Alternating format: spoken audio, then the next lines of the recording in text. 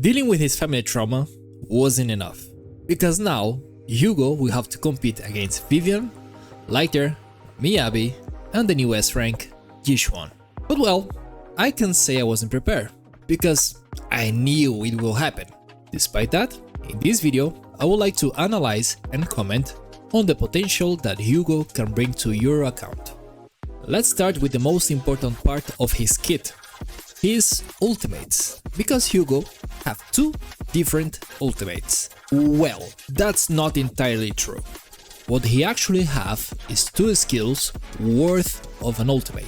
Just like Miyabi with his charge attacks and her ultimate, Hugo has his EX special and also his ultimate. His passive is what makes those two abilities the strongest in the game right now, numbers wise. Because when you hit a stun enemy with your EX special or ultimate, you will trigger Totalize, increasing the damage multipliers of those skills by 1000%. Imagine this like an assault anomaly proc inside the ultimate and EX special. And I want to be very clear with this before moving on, because Totalize doesn't increase the damage of the ultimate and EX special. What it really does is that whatever the value of the initial multiplier is, we will add 1000% more to that value. It is additive, not multiplicative. But we don't stop here, because depending on how much time left the stun bar has, we will increase even more the multiplier up to 3400.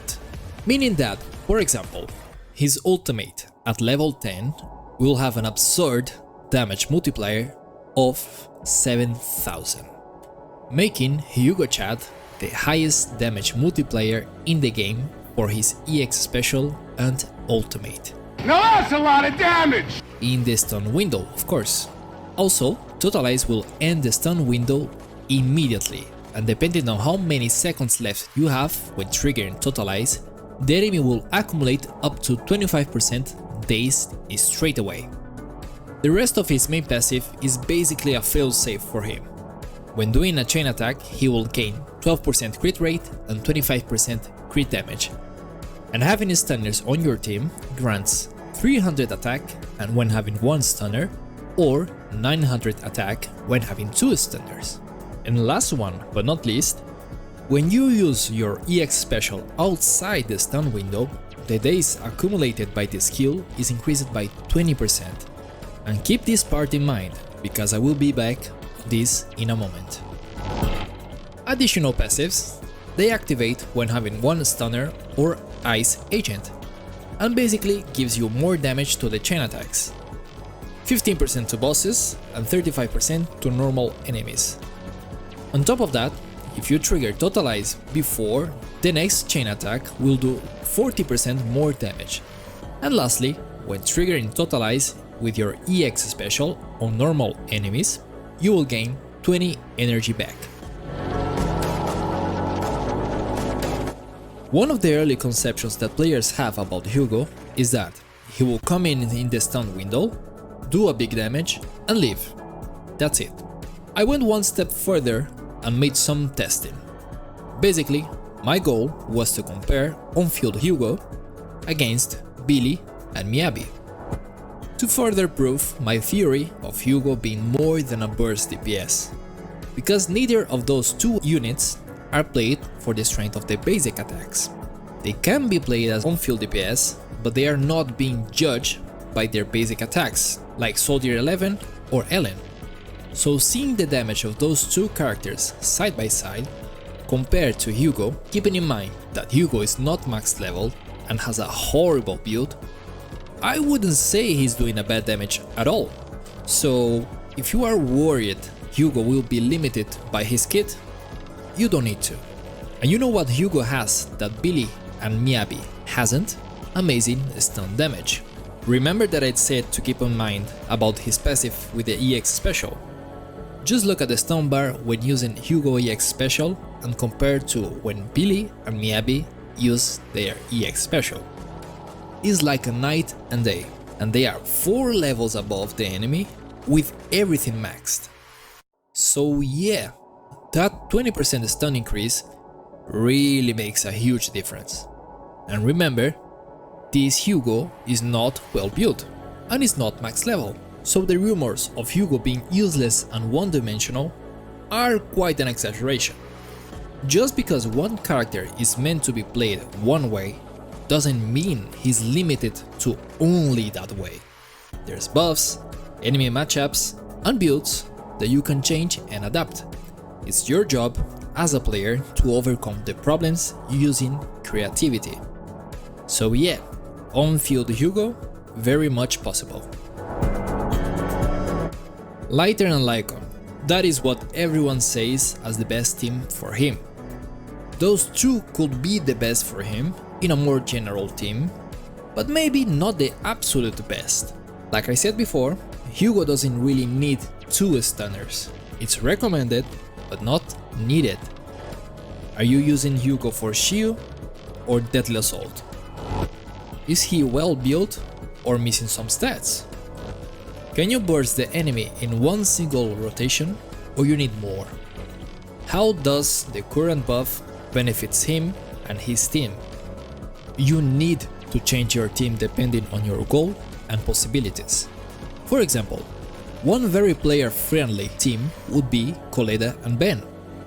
They don't give amazing buffs, but you can stun your enemies pretty fast with Koleda, and she will do even more damage thanks to Ben team up. And also, you will get 16% crit rate from Ben's passive, so that helps a little. But instead of Ben, Lucy is another option. But you can try to get the most impact possible.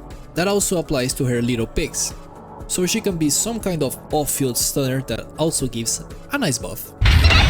Trigger Sokaku might be interesting, building Sokaku as your on-field DPS who can also support, and Hugo your stun DPS for the big thick damage. Or maybe Astra Sokaku, giving you 2000 attack and some ice buffs. This time Sokaku will be your false stunner. Disc 6 could be an impact and 2 pieces of Shockstar, and thanks to Astro Chain attacks, you could do more defensive assists. There's many options that we can try, but it depends on you and how flexible your account really is. When Hugo comes out, I will try to do many tests as possible, so if you don't want to miss out, make sure to subscribe to the channel, and maybe, who knows, leave a like to this video. Officially, we don't know his engine, but the leak says that his W engine will grant 24% crit rate as a second main stat, and the special effects will give you 45 crit damage, and when EX special, chain attack or ultimate does ice damage, you will get 25% death shred for 3 seconds. Basically to buff your big hit when the enemy is stunned. But take all of this with a grain of salt, because they can still change it. Deep Sea Visitor could be nice if you have it.